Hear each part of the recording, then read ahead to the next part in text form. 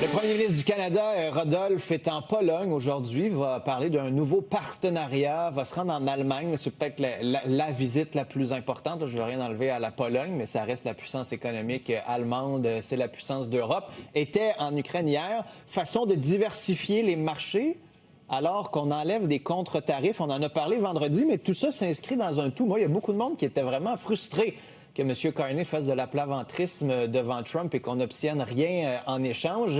Est-ce que tu vois cette visite-là comme quelque chose capable de redorer un peu son image, comme quelque chose de positif pour le Canada?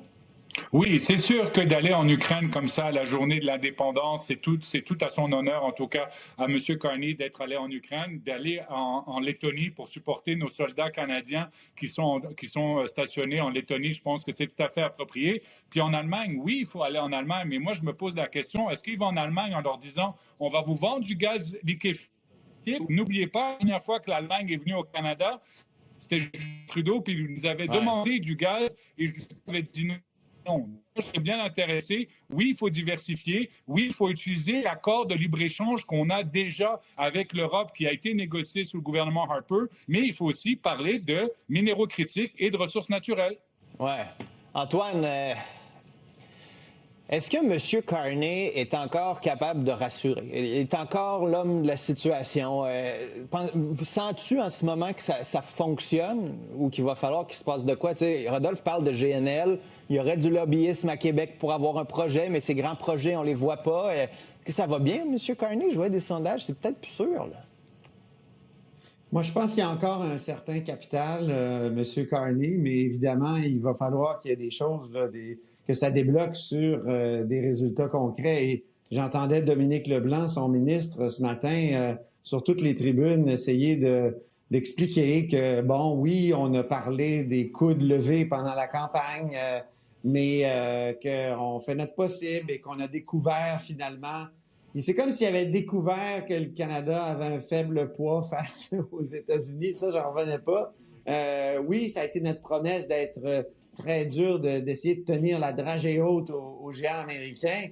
Mais là, on se rend compte qu'on est obligé de faire énormément de concessions. Et moi, je trouve que ça tombe bien, en tout cas, ce voyage-là en Europe, parce que ça fait un peu de diversion sur les derniers reculs d'un homme qui nous avait dit qu'il n'en ferait pas, là, qui serait donc...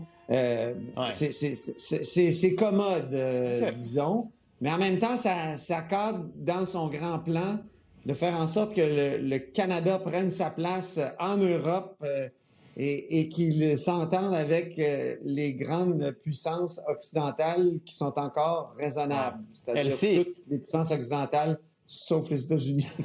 Ou presque. Elsie, on pourrait envoyer des soldats, ça a l'air, en Ukraine. En tout cas, on ne ferme pas la porte. Est-ce que cette déclaration de M. Carney t'a surpris? Ben oui, ça m'a surprise parce que, bon, c'est sûr que c'est la première fois qu'on le dit tel quel. Est-ce que ça va s'avérer? Il y avait quand même une petite nuance, là. Le Canada pourrait envoyer des soldats si les autres aussi, donc on serait pas seul. Mais c'est sûr que si on met le pied là, c'est tout un engrenage. En même mais temps, ça prend une entente. Canada... Je veux dire, ça, on serait là comme casque bleu, non? On serait là selon la tradition canadienne. Moi, c'est ça que j'ai compris, que tant qu'il n'y avait pas d'entente sur la fin de la guerre.